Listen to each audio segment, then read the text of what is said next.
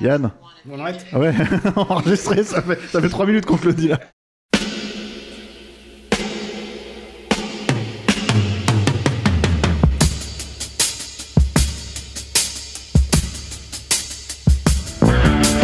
Votre copain Jack Burton, il regarde l'orage bien droit dans les yeux et il lui dit: T'es si tocard que tu passerais pour un chef-d'œuvre de l'art moderne. Madame, je n'écrirai rien sur ce film, c'est une merde. Merde. Ce sont les gars qui se prétendent normaux qui vous déçoivent. Les dingues, ça ne fait jamais peur.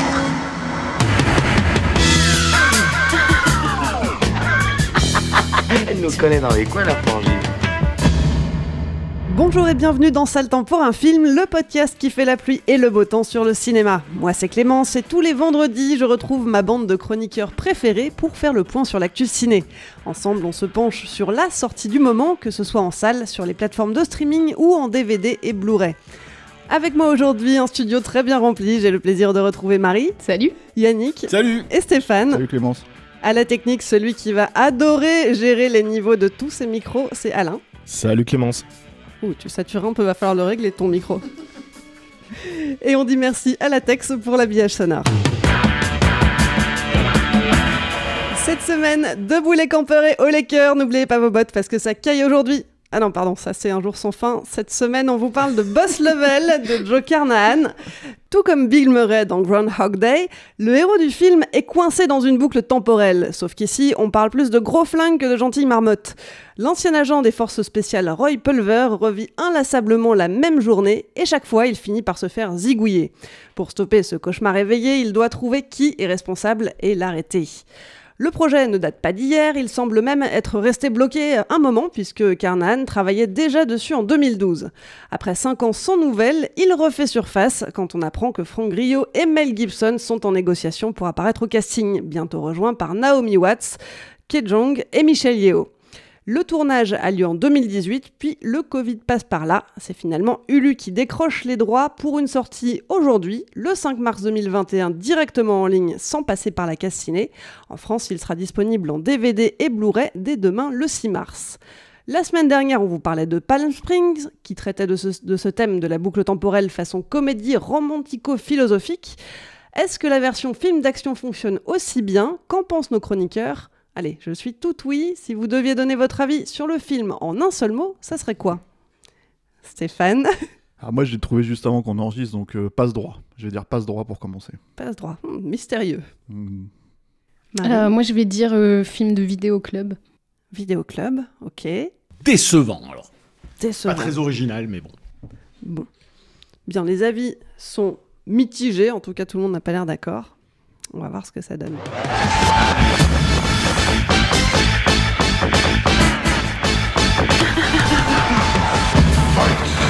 Alors, t'avais peut-être pas de mots, Yannick, mais... Ouais, écoute, tu peux commencer si tu veux. Moi, je dis décevant, c'est le premier mot qui me vient à la tête, tout simplement parce que j'aime beaucoup le cinéma de Joe Carnahan d'habitude, et donc forcément, même si ce type a eu des difficultés à faire certains films récemment, que même Stretch, si je m'abuse, était sorti directement en France en vidéo. Voilà, moi j'attends toujours ces films. Qui plus est quand ça promet Mel Gibson. Frank Grillo, bon, c'est pas forcément notre acteur préféré, mais bon, c'est quand même un mec badass, on s'attend à un truc un peu vénère. Décevant, mais je dirais plutôt inégal. C'est-à-dire, il y a quand même des très belles choses. Joe Carnahan est un réalisateur qui arrive à la fois à jouer sur du référentiel, quand il réussit à faire de l'émotion, ce qui sauve un petit peu le film à certains moments.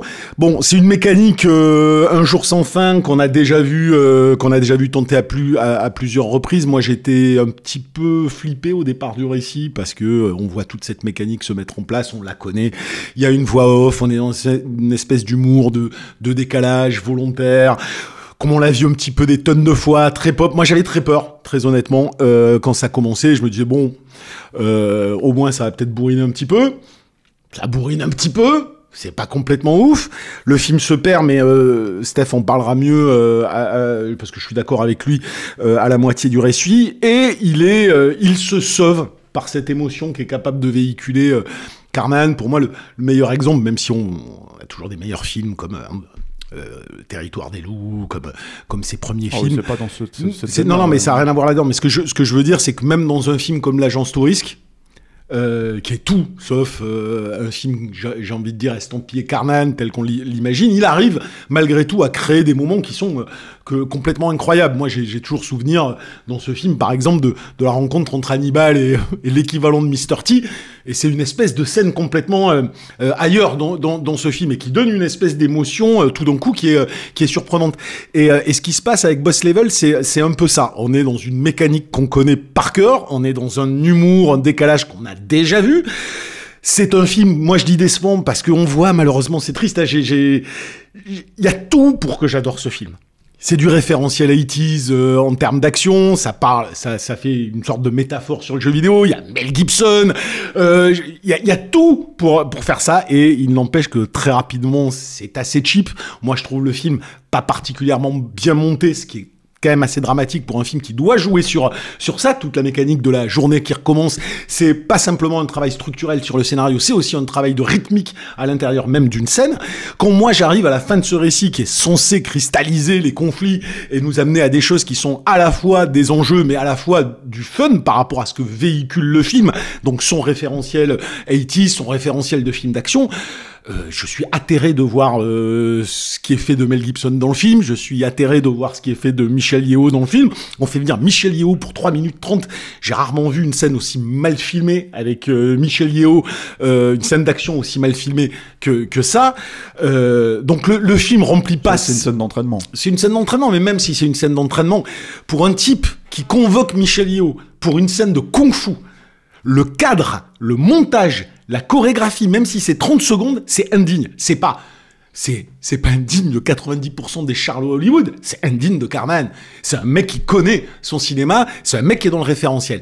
Alors, par contre, ce qui sauve le film, c'est que, outre le fait qu'il y a quelques petites idées sympathiques de temps en temps, une vénéritude qu'on voit plus trop dans le cinéma aujourd'hui, il y a effectivement une émotion qui naît progressivement dans la deuxième partie du récit et qui est du coup qui marche parce qu'elle est vachement inattendue. En fait, quand on se tape 1 heure de film, on se dit bon, on va être sur ce registre-là jusqu'au bout.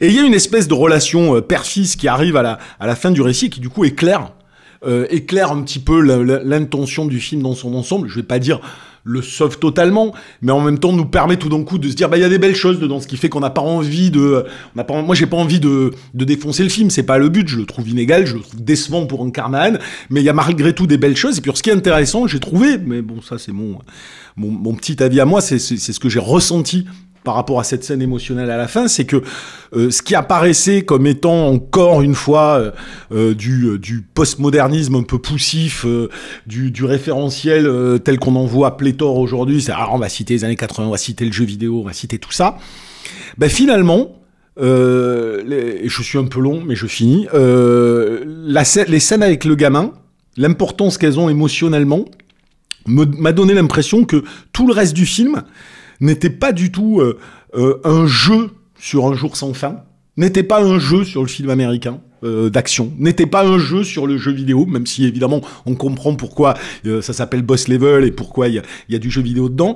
Non, c'est vraiment un truc sur la vie, tout simple, et sur ce sentiment que dès le début du film, tous ces gens qui agressent ce personnage principal, c'est ce que nous, dans ce système, dans cette société, vivons, d'une agression permanente, et que chaque journée est une journée qui se répète avec nos pressions, nos contraintes, notre boulot, des choses qui nous emmerdent et qui nous éloignent de l'essentiel. Et ce qui est assez marrant dans le film, c'est qu'on le voit pas venir, ça. Moi, je trouve qu'on le voit pas venir, et que du coup, quand il arrive, c'est un vrai choc émotionnel dans la gueule qui donne plus d'importance à un film qu'on aurait sans doute trouvé encore plus décevant. Voilà. Donc, grosso modo, heureusement qu'il y a ce passage-là à la fin.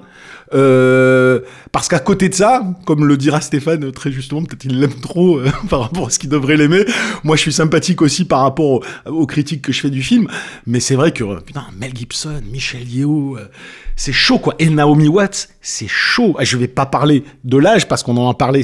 Pour moi, c'est pas une question d'âge. C'est une actrice qui a l'air morte à l'écran.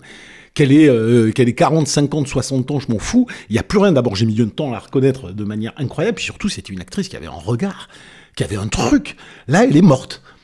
Donc, on a des acteurs qui ont pas l'air à leur place, qui sont des acteurs mythiques pour beaucoup de gens, enfin qui, tu vois, qui transportent, qui véhiculent un truc. Et là, moi, je suis tombé de 15 étages. Quand je les ai vus, je me dis, pourquoi tu prends Mel Gibson pour ça? C'est pas possible. Ouais, ils sont complètement tu vois, enfin, sous-exploités. c'est sous-exploité, grave. Et puis, je suis trop long, donc je laisse parler les autres. Alors, une info intéressante, tu mentionnais le fils du personnage principal dans l'histoire. Ouais. Je ne sais pas si tu le savais, mais c'est le vrai fils de Griot qui Ah non, l'incarne. je savais pas du tout, d'accord, ok. Donc Ah d'accord, ok. Ça ajoute une petite couche de... Ouais.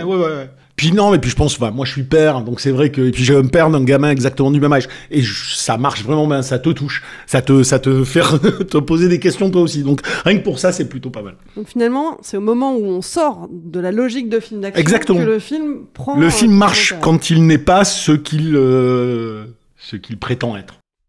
Marie, t'es d'accord avec ça, toi? Oui, moi je suis à peu près d'accord avec tout ce que tu as dit. Moi je disais Vidéoclub parce que ça m'a fait penser à beaucoup de films d'action des années 80, voilà, avec un pitch assez classique et assez attendu. Et donc, je sais pas, je pense que quand tu regardes la bande-annonce, tu sais un peu plus ou moins ce que tu vas avoir, ça te survend pas un truc. Et comme tu disais, cette deuxième partie, moi aussi, m'a étonnée et m'a fait adhérer au film et m'a redonné un petit regain d'intérêt parce que c'est vrai que la première partie est quand même assez répétitive. C'est quand même un pitch qu'on a déjà vu des dizaines de fois et je me suis dit si c'est ça tout le film, c'est un peu chiant cette progression qui, à un moment faut en sortir et j'aime bien voilà comment il casse ça. Après je trouve que le film est quand même vachement premier degré mais plutôt dans le bon sens du terme parce que moi, je vois ça s'appelle Boss Level, il y a des trucs 8 bits au début. Des trucs qui s'affichent sur l'écran, je me dis ça va être un truc qui va encore jouer sur la nostalgie des jeux vidéo et des trucs des années 80 et tout, comme il y en a eu beaucoup récemment et c'est un peu relou. Et justement, le film fait pas ça non plus. En fait, les jeux vidéo et la salle d'arcade sont utilisés dans la relation qu'il a avec son fils et il apprend à connaître son fils via ça. Mais c'est pas, c'est une toile de fond. En fait, ils auraient pu se retrouver autour de je sais pas, de faire de la pâte à sel ou d'autres trucs, tu vois. Non, mais voilà, c'est une activité qu'ils font et j'ai trouvé que ces scènes où au final, il se rapproche de son fils et ils s'assoient tous les deux sur un banc, ils regardent de l'eau en attendant la fin du monde. Je trouvais que c'était... moi, ça m'a vachement étonnée parce que quand tu vois le début du film, tu penses pas du tout que ça va aller dans ce sens-là. Et après, par contre, ce que tu dis sur le casting, moi, j'avais vu le casting et les castings de Carnahan sont toujours assez fous. Et je me suis dit, en plus, tu vois, ces personnages de tueurs qui sont lancés après lui et ça m'a fait penser à Mise à Prix qui est un de ces films où il y a un casting il y a que des tueurs à gages qui sont tous après un mec et tous les personnages sont tous joués par un casting qui est quand même assez cool et les personnages sont hyper hauts en couleur en fait et là c'est plus du caméo en fait que des second rôles en fait on les voit très très peu c'est un peu des PNJ dans l'histoire. On a des petites apparitions et puis non, mais c'est vrai, et c'est hyper décevant et Mel Gibson j'ai l'impression qu'il fait le même rôle qu'il faisait dans Machete et c'est t'as l'impression qu'il cachetonne. Ouais, non, mais c'est ça. J'étais déjà déçue à l'époque de Machete, donc c'est pour le coup là aussi c'est répétitif et tu dis là aussi faut en sortir parce que le film s'appelle quand même Boss Level et c'est censé être lui le boss final et en fait jamais t'as un vrai enjeu avec lui et même la fin. Tu vois, il rentre dans ce truc, on sait pas trop s'il se sacrifie, on sait pas trop s'il reviendra ou pas, mais je trouve qu'il y a pas tant d'enjeux que ça. Et ouais, moi je me suis arrêtée sur l'histoire avec son fils. Et moi, ma fin là, quand tu regardes la fin du monde arriver, c'est ma fin. Tu vois, moi j'ai décidé de m'arrêter là dans le film en fait. Voilà. C'est vrai que Mel Gibson, alors il a beau avoir un petit rôle, il a quand même réussi à déboîter la mâchoire de Frank Grillo pendant les répètes. Mais pourtant, il se scènes de combat. donne 2 coups de poing dans le film, non, c'est tout. Il y a même pas de baston, ce qui est pas possible. Gibson, attends, peut-être que Grillo a une mâchoire très fragile. Hein. Il l'avait prévenu en plus avant la répétition. Ils ont fait gaffe. J'ai des fragilités. Manque de bol. Ouais, moi, c'est un des problèmes du film pour moi, Frank Grillo. C'est-à-dire, quand je dis passe droit, c'est vraiment que effectivement, j'aime un peu plus le film que je devrais l'aimer parce que je connais le cinéma de Carnahan, parce que je sais en fait d'où vient sa bonne volonté, on va dire. Et je pense qu'il y en a clairement une quand il essaye de mettre Frank Grillo. Ils sont très très potes, ils sont très très proches. Mais le problème de Frank Grillo, c'est que c'est pas un premier rôle, quoi. C'est-à-dire que c'est quelqu'un qu'on voit qui peut apparaître de manière sympathique. Je vais voler une formule à Alain, c'est lui qui me l'avait dit une fois. Et comme il peut pas parler, tu vois, j'en profite en fait pour. Bon, je le cite, c'est déjà pas mal, mais tu vois, je vais faire comme si c'était moi qui le disais. C'est un peu le prof de Pilate, tu vois, Franck Oui, Grillo, non, mais c'est quoi. ça. C'est un peu le mec où tu le regardes, tu te dis, ok, bah, ils sont un peu la vanille, quoi. Et en fait, le truc, c'est que, bah, c'est vrai, il a un côté comme ça où, en fait, il essaye de jouer le gros dur. Mais il a pas l'air, il a jamais l'air dur, en donc fait. qu'il soit se déboîter la gueule par Mel Gibson, ça m'étonne pas. Mais bref, non, je divague. Non, mais le truc, c'est que je pense que, en fait, c'est un problème parce que tout ce que vous avez dit sur tous les personnages secondaires, c'est une réalité, c'est-à-dire dans le film. C'est-à-dire que, en gros, que t'es Naomi Watts, que t'es Mel Gibson, qui sont des excellents acteurs, qu'ils aient littéralement rien à jouer et que tout le film soit porté par quelqu'un comme Franck Grillo, qui a, en gros, comment dire, son range émotionnel, en fait, ça va de rien à rien, quoi. Enfin, en gros, je veux pas être méchant, mais vraiment, le mec, il exprime rien, je trouve. C'est pas Steven Seagal, mais quand même, t'as envie de lui faire jouer un peu plus que ça, quoi. Enfin, t'as envie de lui dire, secoue-toi, quoi. Du coup, c'est un corps, le mec. C'est-à-dire qu'en gros, il se bastonne, il sait faire ça, plus que n'importe quel autre star qu'on aurait dû... Alors, il y a quand même tout le passage où, justement, il commence à en avoir ras-le-bol et qui tombe dans cette espèce de dépression. Mais ça, je trouve que c'est une super idée en fait dans la façon d'utiliser le concept du film. C'est-à-dire que ça, en gros, moi j'aime bien, mais c'est parce qu'en fait le film te le vend bien, je trouve, plus que Franck Grillo à proprement parler, quoi. Enfin, c'est quand même lui qui joue ce personnage qui est déprimé, qui veut plus sortir de son lit, qui se fait. Ouais, mais ce passage-là, si tu regardes bien ce passage-là, il s'intéresse pas. Il est sous la couette. Il est sous la couette. En fait, c'est que le montage et c'est que Carnan à ce moment-là. C'est pour ça. Moi, c'est un problème parce que c'est surtout quelque chose. En fait, si tu veux, c'est quelqu'un qui manque de charisme pour m'apporter le film sur les épaules comme ça, et un film qui est quand même qui a beaucoup de problèmes. C'est-à-dire que déjà, c'est un film qui est conceptuel. Faut arriver quand même à vendre le truc, même si on a déjà vu Un jour sans fin, même si tout ça, etc., ça le prend différemment. Ensuite, c'est un film qui a des problèmes parce que de toute évidence, il n'y a pas de budget. C'est-à-dire qu'en fait, ça se voit que justement, s'il y a Mel Gibson à l'écran... 45 millions de dollars de budget. Non, ça c'est faux. Ça, c'est ce qu'ils disent, mais c'est faux, c'est ce qu'ils avancent. C'est trop cheap pour coûter 45 millions. Ou alors tous les acteurs ont tout pris, quoi. Mais il y a eu le nombre de jours prévus initialement pour le tournage, c'était 43, et ils ont dû repenser entièrement le tournage pour qu'il tienne en 27 jours. Ouais, donc le truc, c'est que c'est un tournage de série B, hein, vraiment. Hein, c'est-à-dire que je pense que 45 millions, c'est ce qu'ils disent pour essayer de vendre le film au marché, dans les marchés. Hein. Mais en vrai, et mine de rien, en fait, on connaît pas le budget exact, mais en fait, Carnan, c'est vraiment à prononcer sur le fait qu'ils n'avaient pas d'argent en fait en faisant le film, que l'un des problèmes justement à l'époque en 2012 quand ils ont essayé de le faire, et en fait si vous suivez Carnan sur les réseaux sociaux, il a mis une petite bande démo pour essayer de montrer la capacité de Grillo à jouer et le rôle qui était fait en 2012 pour essayer de convaincre les studios, et les studios n'ont pas été convaincus. Alors je pense pas parce que c'est Franck Grillo, mais parce que c'est pas une star, quoi, tout bêtement. Mais pour moi, je suis pas plus convaincu quand je vois la bande démo en fait de Franck Grillo. Et le souci, c'est que donc voilà, c'est un film qu'il a fait un peu contre vents et marées, qu'il voulait faire. Et il voulait faire avec cet acteur-là précisément. Avec cet acteur-là, je ne sais pas pourquoi. À part le... Oui, mais apparemment, ils vont... Ouais, mais tu peux être pote et être objectif sur tes... Voilà, ils vont en refaire un autre, là. Dans un des projets, il y a un nouveau film avec Franck Grillo. Ils ont une espèce de société War Party, en fait, qui font ensemble. Petits films, en fait, mais c'est vrai que les deux l'ont produit, le film. Voilà, c'est ça. En fait, du coup, ils ont une société où ils produisent plein de petites séries B comme ça, où ils essayent de faire des trucs et tout. C'est... Moi, ce que j'en ai vu, c'est rarement très intéressant quand c'est pas Carnan, justement, mais parce que c'est vraiment que de la production. Et le fait est que voilà, pour moi c'est vraiment le premier souci, c'est-à-dire que vraiment avoir Grillo en fait en rôle principal pour porter le film, je pense que c'était pas le bon choix. Le deuxième problème, c'est que en fait moi je suis très content effectivement que le film sorte de son concept, qu'il arrive à se renouveler, qu'il arrive même à jouer avec ces trucs. L'exemple dont on a parlé sur les dépressions dont tu parlais, tu vois, c'est un excellent exemple parce que justement pour le coup c'est inattendu et ça retourne complètement un truc que nous on peut connaître, c'est-à-dire c'était toute la force de Un jour sans fin, et ça il le touche du doigt, c'est-à-dire dans ces moments-là il touche vraiment ça du doigt. Par contre ce qu'il n'a pas comme qualité d'écriture pour le coup sur Un jour sans fin, c'est il y a tout ce moment où c'est un peu, on en parlait la dernière fois sur Palm Springs, c'est un peu le problème que j'ai aussi avec Palm Springs, c'est un des rares, sauf que dans Palm Springs c'est vraiment quasiment rien, alors que là c'est vraiment un segment de 20 minutes, il y a 20 minutes où en fait on te dit, bah en fait on va te raconter ce qui s'est passé la veille, en voix off alors qu'il n'était pas présent. Donc déjà en termes de narration ça part un peu en cacahuète, quoi, et en fait on va t'expliquer de pourquoi, du comment, de en fait ce que fait Naomi Watts pour qu'il se retrouve coincé dans une boucle temporelle, voilà. Parce que dans le film donc, Naomi Watts incarne la femme de Franck Grillo, enfin son ex-femme. L'ex-femme, ouais. Voilà, c'est ça. Et en gros t'as quand même tout un truc en fait où ça patine dans la choucroute alors qu'en fait le film il est censé avancer et en fait être un vrai film d'action. Et par-dessus le marché en fait si tu veux, tu te retrouves avec des scènes qui pour moi en fait donnent du gras à Mel Gibson ou à Naomi Watts quand ils ont une scène de confrontation sur le canapé.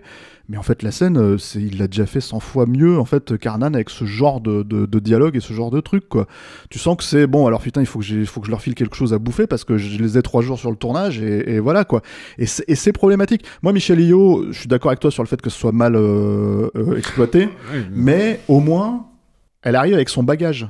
C'est-à-dire que quand on te dit c'est Michelle Yeoh qui va lui apprendre à jouer le sabre, tu te dis ok, bon, en fait, ceux qui connaissent le cinéma d'action, ceux qui connaissent Michelle Yeoh, ils peuvent comprendre qu'elle est capable de lui donner le comment dire, le truc. Pour moi, c'est comme Gordon Liu dans Kill Bill en fait. En fait, tu comprends tout de suite que Gordon Liu, il peut apprendre à la marier en fait, à se battre parce que c'est Gordon Liu quoi.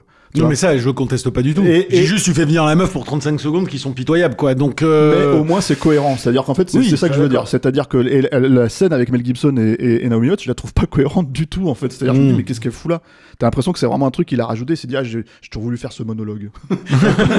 Et il le remet, tu vois, et en fait ça colle pas ça fit pas dans le film quoi. Et du coup en fait ça fait patiner le film alors que justement il aurait gagné. Déjà moi je pense que la méthode Un jour sans fin c'est quand même la meilleure hein. T'as pas besoin d'expliquer pourquoi il y a une boucle temporelle. Tu vois, à mon sens, hein, tu vois. Là, ils ont cherché quand même des explications scientifiques derrière. Enfin, c'est même la justification ultime. Ouais, et puis c'est d'autant plus con. C'est d'autant plus con que au final, on est tous d'accord pour dire que la dimension relationnelle avec le gamin et l'émotion qu'elle porte et la boucle qu'elle boucle par rapport à un père absent, c'est le cœur en fait de ce qu'il voulait raconter au final. Et c'est ce qui se passe avec l'ego du personnage de Bill Murray dans Un jour sans fin qui va rencontrer l'amour. Donc c'est Didier. Hein, tu sais, c'est pareil, c'est toujours le même truc. T'as pas besoin d'expliquer pourquoi Chabat il devient un chien. C'est juste que le personnage a un problème et il le résout à travers un élément fantastique qui est un prétexte à faire ça. Il avait tout là-dedans. Pourquoi il se fait chier expliquer effectivement pendant un quart d'heure. À plus forte raison que justement dans Un jour sans fin, toute l'idée en fait d'Un jour sans fin, c'est que Bill Murray devienne la meilleure personne possible. Et là, en fait, si tu veux, c'est exactement la même chose. C'est-à-dire que justement, en prenant par le truchement du jeu vidéo. La cohérence en fait si tu veux de leveler, les gamers ils le comprennent ça quand en fait assez simplement en fait depuis en plus maintenant 40 ans t'as pas besoin de l'expliquer, c'est une petite série B le film, tu vois, tu peux y aller. Donc je trouve que voilà, c'est pour ça que j'ai pas trop de mal avec la scène finale en soi, c'est-à-dire que moi s'ils expliquent pas si le mec revient pas, si en fait il y a juste la simple idée de prendre le risque de le faire me suffit, on va dire. Surtout qu'on a vu des enjeux de fin du monde, des choses comme ça, etc., assez répétés. Donc je me dis pourquoi pas. Ça, en fait, je peux comprendre que le personnage se dise à ce moment-là, ça vaut le coup, j'y vais, j'ai tenté et on verra quoi. Tu vois. Pour mon fils, pour mon ex. Oui, c'est pas. Ça me dérange pas plus que ça. Mais c'était pareil que. Le territoire des loups, enfin qu'un final dans le même logique. Alors moins fort quand même. Évidemment, on ne compare pas les deux films. Mais le territoire des loups, il y a une petite scène post-générique. Mais qui est pareil en fait. Il y a une scène post-générique, mais bon, si tu sais pas non plus exactement ce qui s'est passé. J'en avais parlé d'ailleurs avec. Mais parce qu'on s'en fout, c'est pas le sujet, tu vois, en fait, en réalité. Mais bon. Carnahan, il me disait moi c'est un truc que je fais jamais en général, c'est cette scène post-générique là dans le territoire des loups. Il m'avait dit ça en interview, il m'avait dit c'est un truc que je fais jamais, mais je me suis dit bon ça va, on n'est pas en train de montrer le marteau de Thor, donc je me dis il y a pas d'enjeu. Tout va bien, on peut faire ce petit truc là et c'est vrai que moi en fait ce qui l'intéressait lui c'est de savoir comment les gens l'interprétaient et je pense que c'est un peu la même logique sur la scène finale de Boss Level quoi, mais voilà le cœur voilà effectivement c'est sauvé parce que tu sens que justement et là je compléterai juste ce qu'on disait sur l'action tout à l'heure. T'as dit Clémence, en fait c'est à partir du moment où l'action s'arrête et qu'en fait Yannick aime bien le film, mais moi je dirais que en fait ce que j'aime dans le film d'action c'est justement quand c'est ce genre d'émotion, c'est-à-dire que vraiment en fait et Carnahan en fait c'est ce qu'il fait, et quand il y arrive il y arrive c'est super, voilà, quand il l'a fait dans Territoire des loups, quand il l'a fait dans Mise à prix, dans tous ces trucs là etc., c'est incroyable quoi. Donc là en fait si tu veux il aurait pas fait ça serait que ce film concept, ça serait un gros problème, mais voilà, pour moi, sachant d'où il vient, je me dis que bon, il a un passe droit. J'espère quand même qu'il va un peu faire quelque chose d'un peu plus. Après, ce qui est rassurant, c'est qu'il y a jamais, c'est jamais un cinoche totalement vain. Carnahan, c'est ça que j'aime. Quand bien même on lui demanderait. Tu vois, moi, je cite toujours l'exemple de l'Agence Touriste parce que c'est quand même vraiment le film de commande entre guillemets. Et quand bien même, il arrive toujours à donner un sens quelque part. Il arrive toujours à donner un questionnement, une raison d'être au film qu'il fait. Et celui-là, malgré tous les défauts qu'il a, il a quand même cette petite raison d'être qui est malgré tout intéressante et qui fait que bon, moi je lui pardonne des trucs, même s'il y a des trucs littéralement impardonnables. Que les choses soient claires. C'est pour ça qu'il a un passe-droit en fait, c'est ça. Voilà. Il faut pas qu'il recommence. Voilà. Il a cramé son Joker. Voilà, sinon merde. Ça ira pour ça va mal se passer. Il a cramé son Joker. On va cramer son film dans Sale temps pour un film. Oui, donc il a cramé son Joker et on espère que le prochain sera plus réussi. Bah ouais. Et puis on espère que le prochain sera pas parce que Stretch, son dernier film, c'était 2014, je crois, donc c'est beaucoup d'attentes aussi pour un film qui est quand même pas fou non plus, quoi. Bah, au Stretch, tu veux dire Boss Level ? Ouais, pour Boss Level, Ouais. entre Stretch et Boss Level, il y a 6 ans, 7 ans. Ouais. Mais il a fait de la télé, là.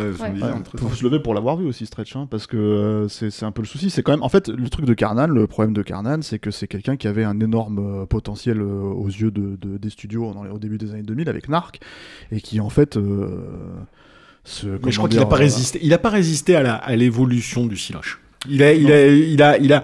Enfin, moi, j'avais regardé des making-of. Tu vois l'état d'esprit qu'il a, le mec. C'est pas l'état d'esprit que les mecs veulent avoir aujourd'hui. C'est justement pas un type qui est, qui va penser politique avant de penser cinéma. C'est pas un type qui va penser militantisme avant de penser cinéma. C'est pas le mec qui va faire une pause idéologique avant de penser cinéma. Il va toujours essayer de raconter des choses, au fond, même à travers le côté pop que peuvent avoir ces films postmodernes. Il y a toujours un questionnement sur quelque chose de profondément humain. Alors qu'aujourd'hui, on prétend dans le cinéma te parler de choses humaines, mais on ne te parle que de posture idéologique. Donc c'est tout le problème. Ce mec-là ne fit plus avec la façon dont Hollywood se pense aujourd'hui. Oui, parce qu'en fait, il y a autant de projets, je pense qu'il y a autant à dire sur les projets qu'il a menés à terme que sur ceux qu'il a pas menés à terme, parce qu'il y a 1000 trucs qui ont été annoncés, il écrit les scénars et puis finalement c'est pas lui qui réalise et tout, et il y a tellement de choses qui ont été annoncées et qu'il a pas faites et qu'on aurait voulu voir faites par lui, quoi. Alors là, je sais pas, j'ai entendu dire que, mais alors peut-être c'est mort, hein, j'en sais rien, mais qu'il était censé faire le remake de Red. Tu sais, le film de Gareth Evans. En fait, il a fait un film avec Gerard Butler qui est tourné. Hein. Oui, voilà, ça j'ai vu ça. C'est juste qu'il y a Gerard Butler. Mais moi, je pense que en fait, si tu veux, non, mais c'est marrant. Moi, je préfère encore Frank Grillo. Mais en vrai. Ouais, mais c'est un mec. Mais enfin, je sais pas. Mais c'est un mec qui peut-être gagnerait à essayer d'aller faire des trucs. Dans votre pays peut-être, ou avec d'autres types de producteurs plutôt que de rester dans cette logique américaine où là en ce moment il fera rien, hein. Parce que le cinéma qu'il veut faire, ce n'est pas le cinéma que veut Hollywood aujourd'hui, c'est le cinéma que nous on a fantasmé, mais c'est plus celui-là. En fait, aujourd'hui. il y a quelques stars justement comme Gerard Butler qui peuvent se permettre en fait de faire des polars ou des trucs comme ça, et du coup en fait ils se greffent là-dessus, tu vois. Oui, mais ça va devenir du bis, même budgétairement.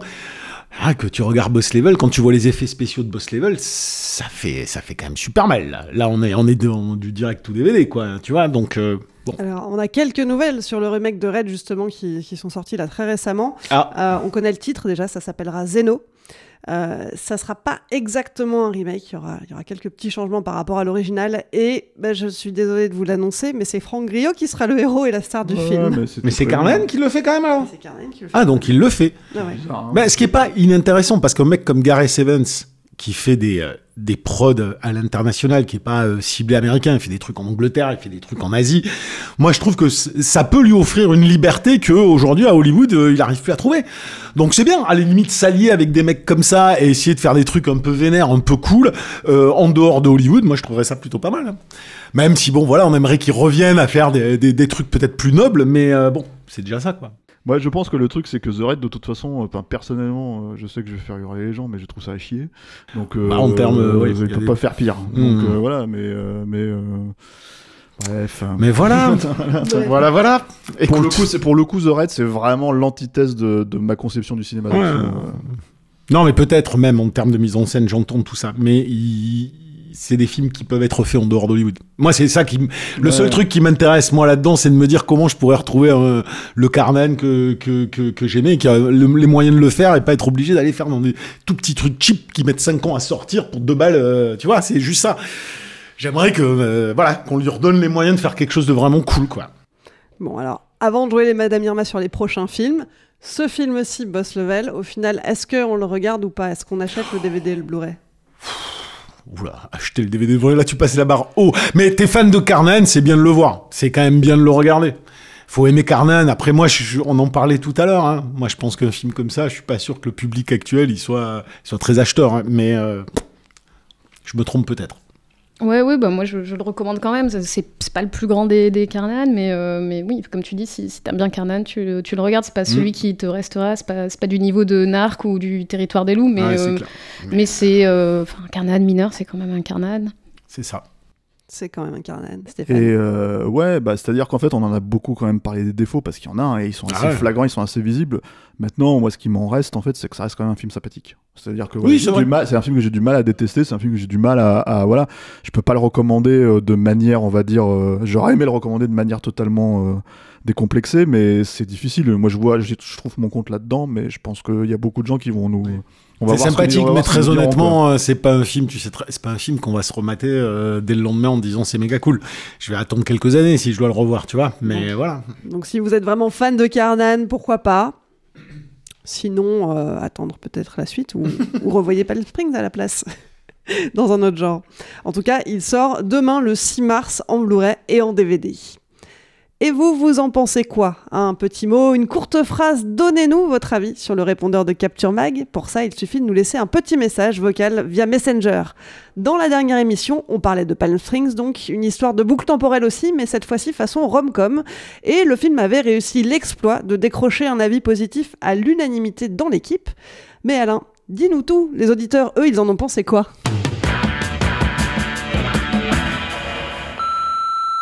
Salut Capture Mag, je viens de voir Palm Springs et ce film fait complètement écho à ma vie puisque je vis au Canada et je travaille à la maison depuis 1 an suite à la pandémie. En octobre, j'ai rencontré ma copine en période de confinement et de couvre-feu dont nous ne sommes toujours pas sortis à l'heure actuelle. Comme les héros du film, je me demande comment sera notre relation à la sortie de cette boucle temporelle dans laquelle nous sommes ensemble depuis 5 mois.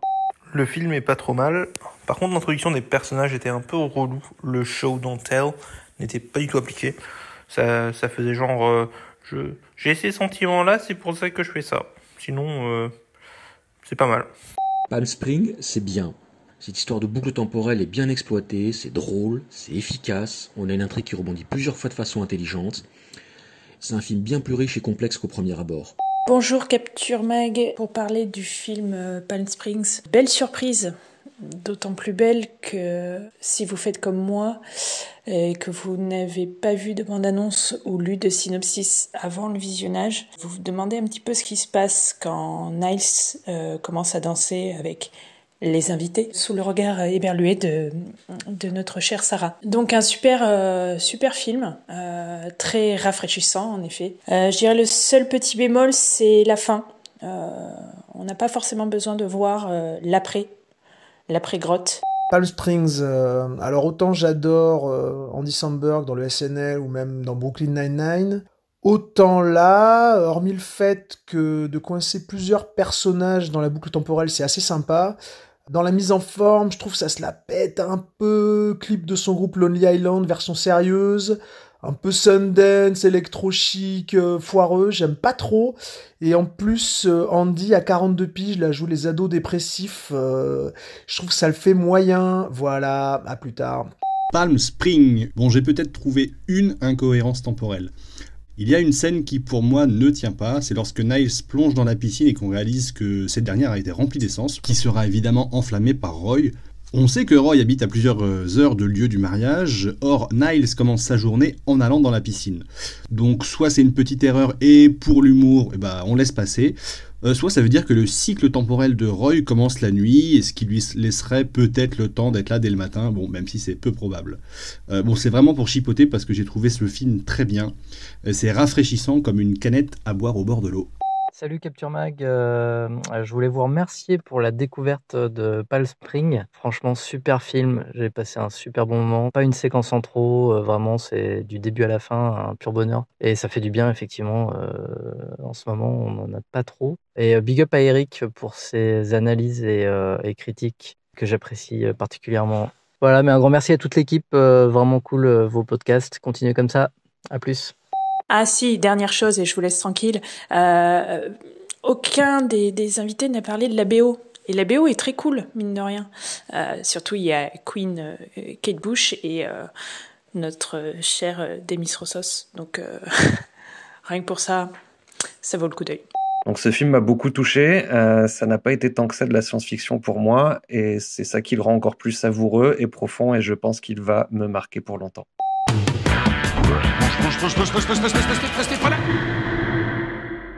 C'est le temps pour un film, c'est fini pour aujourd'hui. Marie, Yannick, Stéphane, merci pour vos avis éclairés. Merci Clémence. Merci à toi. Merci. Pour ne pas louper les prochains épisodes, pensez à vous abonner. Si vous nous écoutez pour la première fois, vous pouvez retrouver tous les liens dans la description du podcast. Merci à toutes les personnes qui nous écoutent et tout particulièrement aux tipeurs et aux tipeuses. Ce projet existe grâce à vos contributions sur le Tipeee de Capture Mag. Si ça vous a plu, n'hésitez pas à nous donner un petit coup de pouce. Pour ça, rendez-vous sur tipeee.com, mot-clé Capture Mag. Et puis si vous n'avez pas de sous, pas de panique, il y a d'autres moyens pour nous soutenir. Relayez-nous sur vos réseaux sociaux préférés, parlez de nous à vos amis, mettez-nous des étoiles sur les applis de podcast et surtout, abonnez-vous à la chaîne YouTube de Capture Mag. Plus vous serez nombreux, plus on pourra travailler sur de nouveaux formats vidéo. Allez, je vous laisse, on se retrouve dans une semaine. En attendant, portez-vous bien et à vendredi prochain.